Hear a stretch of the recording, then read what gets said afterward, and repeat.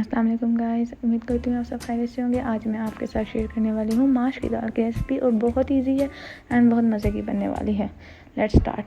अब हमने दाल को उबाल लिया है, यहाँ पे बॉईल कर लिया है। देन हमने ऑयल डाला है 1 कप या हाफ़ कप और डाल लें। उसके बाद आपने प्याज डालनी है। देन इसे आपने अच्छे तरीके से ब्राउन करना है।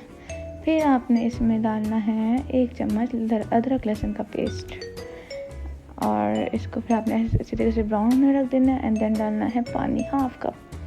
फिर आपने डालना है टमाटर और स्पाइसेस डालनी है आपने इसमें। ये पिसा हुआ धनिया है, दारा मिर्चें, रेड चिली पाउडर, लाल पिसी हुई मिर्च जिसे बोलते हैं, एंड नमक डाल देना है। फिर हमने इसमें डालना है चिकन जायके के फ्लेवर के लिए पाउडर, 1 चम्मच भी बहुत है। हम इसे ढक के रख देंगे। फिर हम इसमें डालेंगे हल्दी। 5 मिनट के बाद हमने इसको हटाना है और फिर हमने इसमें ये जो टमाटर देखें आप गल चुके हैं, फिर हमने इसको भूनना है और टमाटर को पीसना है ताकि ये मसाला अच्छा सा भून जाए।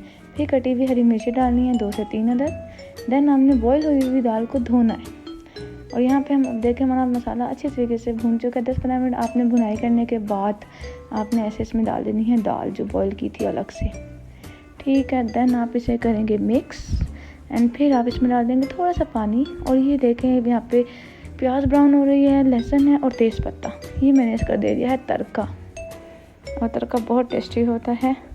फिर मैंने इसमें डाला है हरा धनिया कटा हुआ, बारीक हरी मिर्चें और अदरक। और आप अब से डिश आउट करें और मज़े से खाएं।